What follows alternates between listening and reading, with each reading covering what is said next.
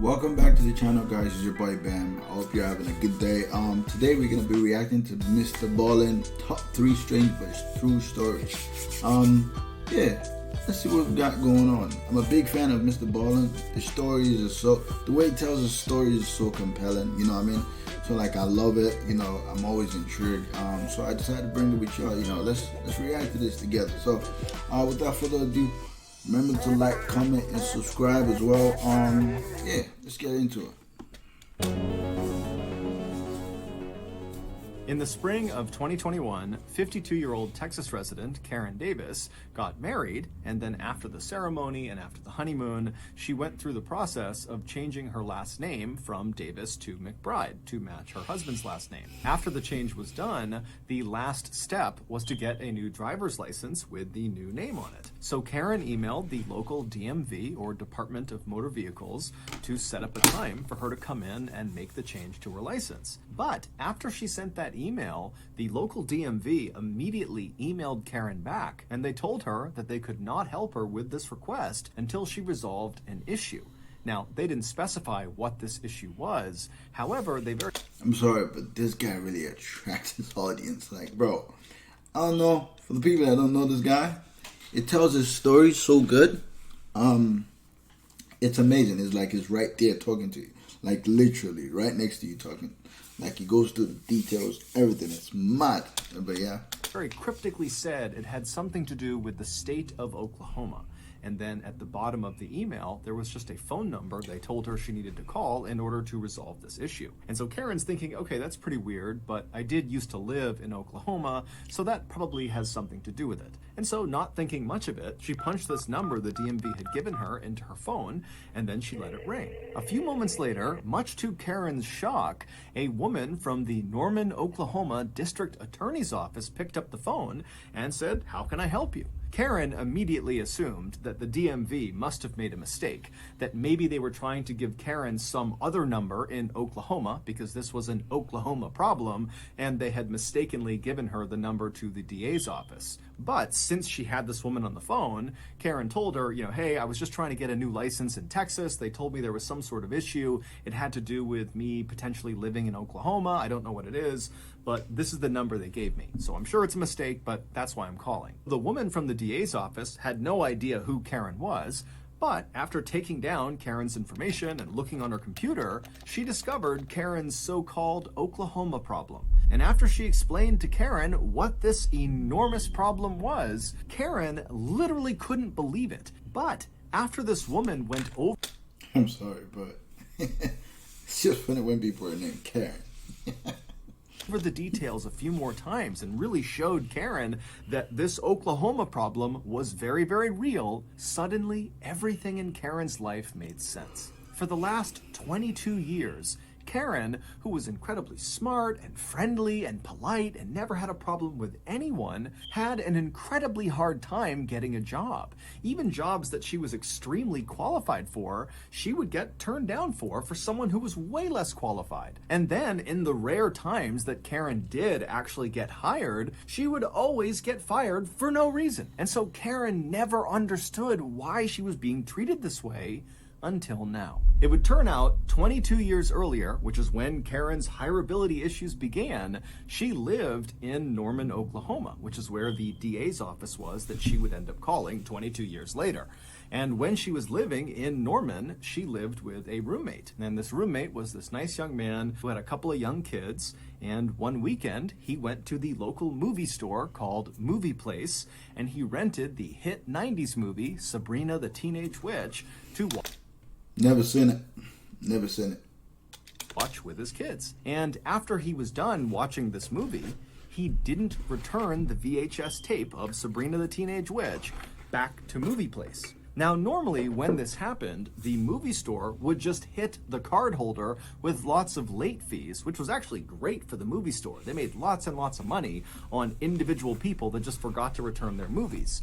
And if the cardholder just continued to hold on to this delinquent movie, at some point the movie store would just hit them with a final fee that basically accounted for the total cost of the VHS tape that they had effectively stolen. And then at that point, the matter was resolved. The cardholder owned the VHS tape, whether they knew it or not, and the movie store simply moved on. But in this case, Movie Place in Norman, Oklahoma, didn't think that was enough. And when Sabrina the Teenage Witch was not returned in a timely fashion, they pressed charges against the cardholder. And the cardholder was Karen Davis. The roommate had just borrowed her card. And somehow, these charges against Karen were never brought up to Karen. She was never contacted by anyone. And so for 22 years, she was technically a wanted felon, meaning every time. Wait. They charged her a felony for not returning a movie. What? Yeah, I don't want to live there. One of her employers, either during the interview process or after she was hired, when they would run a criminal background check on her, it would pop up she was wanted for felony embezzlement. And so this was the reason she kept not getting jobs and kept getting fired from jobs. Since discovering these charges, Karen worked with the Norman, Oklahoma DA's office and got these charges dismissed. You know what really makes me want to slap the like button with a tasseled wobble gong? That's crazy. You could get it with a felony for not returning a movie set. That's crazy. In the early evening hours of December 24th, 2011, so Christmas Eve, 26-year-old Zizelle Preston sat on her bed in her little apartment in Anaheim, California, and wrapped Christmas gifts for her children. Laying next to her was her newest addition to the family, her third child, a 7-week-old little boy. This Christmas was a big deal for Zizelle. It was also a big deal for her husband, 30-year-old William Wallace, not only because it was going to be the first... Hey, yo, that's Mike Alps. Hold on. Oh, no. Bro, he looks just like Mike Alps. Christmas with their new son, but also because this was the first Christmas after Zizelle and William had reconciled their relationship. They had been married for the past 3 years, but over those 3 years, their relationship had been very unhealthy and toxic and at times abusive. But earlier that year, when Zizelle had discovered that she was pregnant, this baby became kind of like a new anchor point for their relationship. It was like suddenly they could put their... Honestly, I'll just tell you guys right now, if relationship doesn't work, I don't think you should, baby's not gonna fix it. I'm sorry. Like, in most cases, what's not gonna work is just not gonna work. You know what I mean? But I don't know how people think. Other people think differently. I don't think really, something can handle a relationship together. Even, a good example would be divorce, right? People get divorced all the time, right? To my understanding, right? And they have kids. But the kids don't make them come back together. You know what I mean? Maybe for a little bit of time, but it's just never work out still. That makes sense. Differences aside, and just focus on raising their kids together.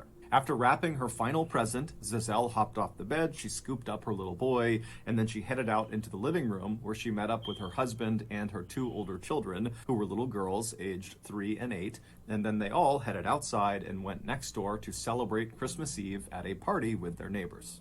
Early the next morning, so on Christmas Day, Zizelle's 2 oldest children, the 2 girls, they got up early and they rushed out of their bedrooms and they ran down the hallway into the living room where their parents were waiting for them on the couch along with their baby brother. The living room was completely decked out with Christmas decorations that the family had put up over the past couple of weeks. The Christmas tree was in the corner with bright multicolored lights and ornaments all over it. There were wreaths on the wall and other string lights around the top of the room. And then over their fireplace were all of their stockings nailed up, stuffed with goodies. The little girls squealed with delight and ran around the couch and took up spots right underneath the Christmas tree, and they grabbed their first present and they turned and looked at their parents on the couch and they saw their dad kind of give them a nod of approval, which meant, okay, you can start opening your gifts. And so the girls happily began tearing into the festive wrapping, and then after each of them had their brand new toy in hand, they turned around reflexively to show their parents. And so William, he sees the toys and he says, oh, they're so great. great, guys. And then when the girls, they look at their mother and they show her the toys, she doesn't even react. She completely ignores them.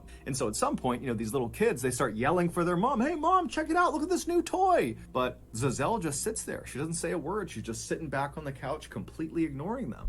Finally, the 8-year-old turns to William and says, what's wrong with mommy? And at this point, William pauses, and then he gives Zizelle a scathing look before very bluntly saying to these young kids, mommy got drunk, and now she's ruined Christmas. The girls knew from William's tone of voice that their parents must be fighting, and so they did what they normally did when this happened, and that was to just try to ignore it. And so the little girls, they turned away from their parents and began opening more presents, doing their best not to disturb their parents, who were sitting silently behind them. And then, a little after 9 a.m., after most of the presents had been opened, William abruptly stood up and walked into the other room and placed a phone call. And then, a few minutes later, there was a loud knock on the front door.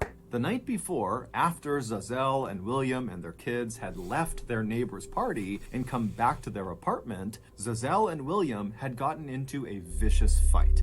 And by the time the kids had all gone to bed, the fight between the parents had become very physical. Neighbors would recall late at night on Christmas Eve hearing this very loud commotion coming from Zizelle and William's apartment. And at some point, apparently Zizelle had tried to run out of the apartment, but William had chased after her and hauled her back inside. The sounds coming from their apartment would eventually stop somewhere in the wee hours of Christmas Day. And then as the sun came up on Christmas Day, Zizelle and William had made their way to the couch, and they were sitting there with their 7-week-old baby, waiting for their 2 oldest to wake up and come open presents. Except when their 2 little girls came out of their bedrooms and bombed into the living room to begin celebrating, only William was alive.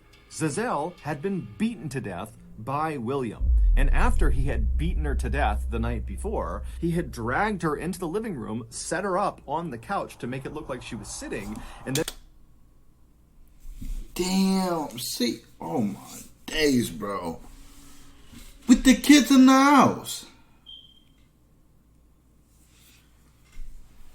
and put sunglasses on her eyes in order to trick the children. And so all morning, as this 3-year-old and 8-year-old are opening these gifts and turning and showing their mother with excitement, she was dead the whole time. But at around 9 a.m., William realized his charade was not going to last because his kids were really keyed in to there being something wrong with their mother. And so that was when he got up and he called 911 and he told them that his wife had gotten drunk and fallen into a glass coffee table. And so she was hurt. And so a little bit later, the police and paramedics, they arrive, they go inside, and right away they can tell William is lying to them. There's more to this story than they're being told. And so ultimately, William would be convicted of second-degree murder, and he would be sentenced to 15 years to life in prison. As for Zizelle's 3 children, they are now being looked after by her parents. Damn. Nah, that was a sad one, bro. But the kids in the house as well. That's crazy. Know your partner, man. That's what I was just saying, man. Know your partner. The thumb. In August of 2015, 16-year-old Macy Perez suddenly woke up in the middle of the night. As she lay there scanning around the dark, tiny room that she was in, it dawned on her that the most likely reason she had just woken up is because she really needed to use the bathroom. And so she climbed out of her bed and she began carefully walking across the room where her other relatives were sleeping on the floor as she moved towards the back of the house. Macy lived in a town called La Entrada, which is located in one of the poorest and most dangerous countries in the world, Honduras. But despite the harshness of her reality, Macy was pretty happy. She had recently married the boy she was in love with. His name was Rudy, and the two of them were both very excited about their first child, which was due in a matter of months. So Macy... Wait, she was 16, right? Reached the back of her house, she pushed open the back door, and she stepped out into the hot night air, and then she made the familiar walk across her backyard toward the outhouse. But Macy would never reach the outhouse. The next morning, Macy's mother woke up first. Her name was Maria, and as she passed by the back door, she looked outside, and she saw Macy lying on the ground. And so Maria, she screams, she runs outside to her daughter, and she flips her over, and she's looking at her, and Macy is unresponsive, and she's foaming at the mouth. Now, they're in a part of the world where healthcare was not top-notch, not even close. And Honduras is known for being an extremely religious part of the world. And so Maria did not think, oh, I should send my daughter to the hospital or I should call a doctor.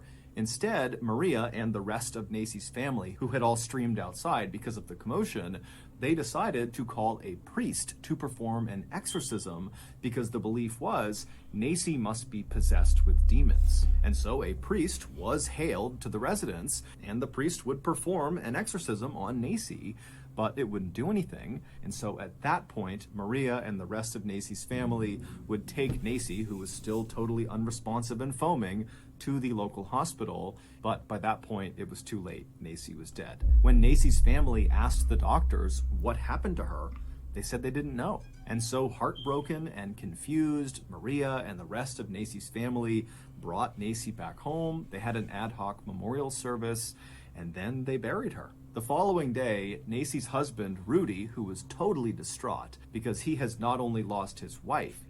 I ain't gonna lie though. Look at that. Look at that cut though. Like your cut Jeep. Look at that. He's also lost his unborn child. He got up early and he just had to go to the cemetery to be with his wife. And so he made his way over to the local cemetery and he found his wife's gravesite. Nacy had not been buried under the earth. Instead, she had been placed into a coffin, and that coffin had been slid into this big hollowed out cement block that was as big as a coffin. Isn't that how they do it in New Orleans? Like people actually like they have like in the coven and yeah. I don't know if when I die. I don't know how I want to do it. And then once the coffin was slid inside, they walled up the opening. So basically her gravesite was this kind of freestanding big cement block. And so Rudy finds Nacy's cement block and he goes up right next to it and he leans up against it and he begins to quietly sob. But just seconds later, he would hear something in that cemetery that would cause him to go completely silent, stand up, and sprint away. The day before, approximately 1 or 2 hours after Nacy's coffin was slid inside of that cement tomb and walled up, Nacy woke up. She was never dead. It's unclear what originally caused Nacy to collapse outside of her house on the way to the outhouse, but the two leading theories are, 1, she had a severe panic attack caused by a nearby gunshot, or 2, she had a severe episode of cataplexy. Cataplexy is the sudden, uncontrollable loss of muscle function, often brought on by very strong emotions. A mild case could be just having your knees buckle for a second.